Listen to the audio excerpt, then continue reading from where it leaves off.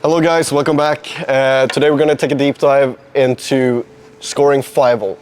And we're going to show both perspectives, both lefty and righty, and show how we can utilize the 5-hole in the best ways possible.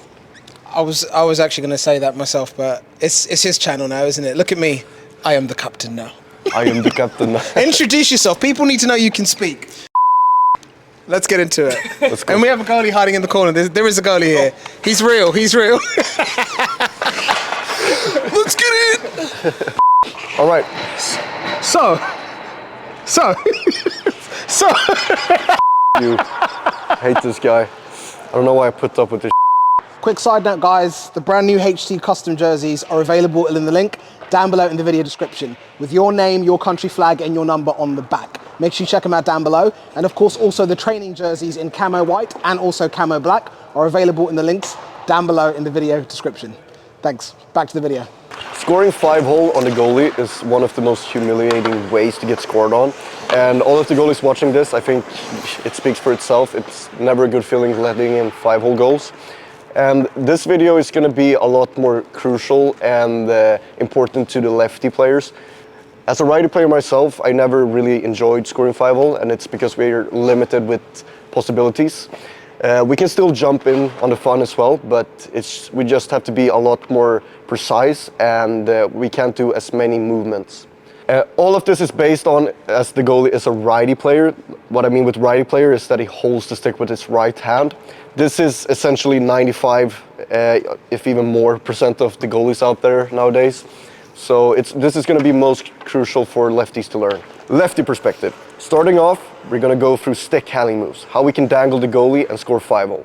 The first one is forehand backhand. This is the most usual way that lefties score, and it's probably the most simplest too. What we want to look for here is that the goalie read the fake first, goes down, and when he's going to move over, that he either leaves his stick behind, which creates a lot of open space between his legs, or if he's square, we can still find a hole on the backside 5-hole. So what is the backside 5-hole? It's basically this little triangle that you can find in between the stick and his right pad. And it's a really annoying spot to get scored on.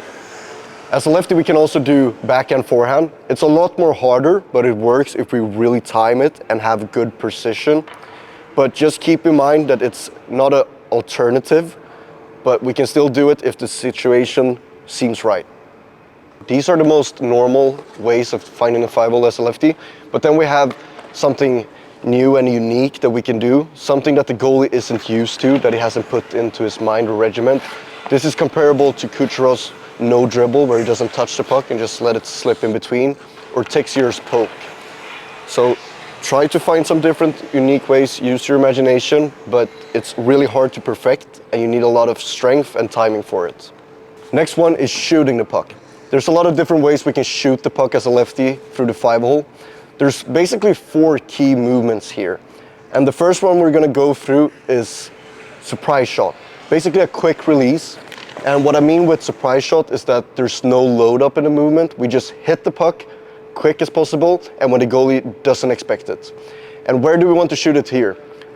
It's a little bit different, but backside 5-hole is usually the part that's going to be most open and what we see being used the most. Austin Matthews did this a lot, especially on his first game when he did this special hat trick. And it's basically getting the puck off the blade quicker than the goalie can react. The next one is getting the goalie into a pseudo VH. So what's a pseudo VH? This is a position that most goalies don't want to go into nowadays, but they still have it in their muscle memory, especially from Carey Price era. And that's basically when they lift one pad up high, and then to get into a more screening protection when they cross the ice. And that's where we can find a 5-hole gap too. Here we have to set up the situation. So the goalie's not going to go into a pseudo VH unless he feels like he has to cross the ice. So we need to fake the threat. So we need to fake the pass in the middle, or like that we're going to skate past, which is going to make him go into this. And as soon as we see that pad drop, that's when we rip it. Then we also have more deceptive moves, like faking the pass and then shooting 5-hole. And moving the whole head over, making the goalie think that the pass is going to come, and then just ripping it in. The last and final one is fake shot, shooting it high on pad side, and then a surprise 5-hole. We've seen Matthews utilize this movement a lot, and it's a really good shot if you can time it correctly, but a lot of timing and precision again. Faking the shot first post high and then shooting it surprise 5-hole is also really important that we do the fake correctly. Our eyes need to be looking at the top corner, our head, we need to tilt our blade upwards more, and then we just rip it low. Next one is righty perspective. So as a righty player, goalies have a lot more respect for wind-up. And this is because righties are usually better shooter. It speaks for itself, Ovi, Pasternak, Stamkos, etc. So there's a thing that goalies nowadays want to practice, and that is when we're faking or loading up to shoot glove side, that instead of pulling their glove low, they want to kick out their foot and keep the glove higher. This opens up space between the 5-hole, which we can utilize, but it's really hard to find a spot because now, compared to the lefty player, we can't keep the puck along the ice.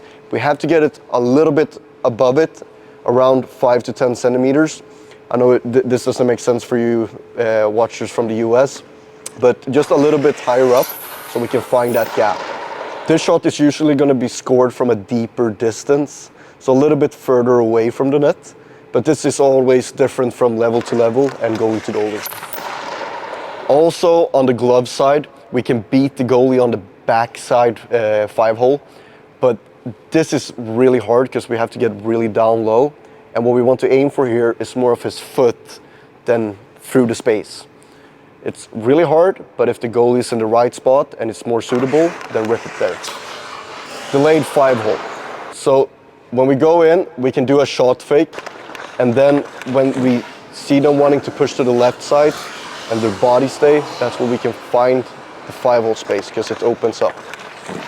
If any of you players at home know who Spezza is, it's a player that played for the Dallas Stars. He went in and did a slap shot wind up, faked it, and then kept going and finding the close post. And goalies learn, so they keep this memory. And what a lot of goalies do now when they see this fake shot from righties, they usually stay on their feet, and that makes the space open up on the close side of the 5-hole. Righties at times like to jump in on the fun with backhand forehand and forehand backhand dekes, but this is 10 times harder as a righty to do.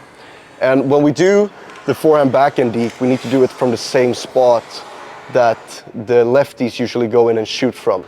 It's really hard, but if we do it right and find the space, we can score. Like I said before, this is not optimal, but situations come that looks different, and then we don't have any other options, we can find a space.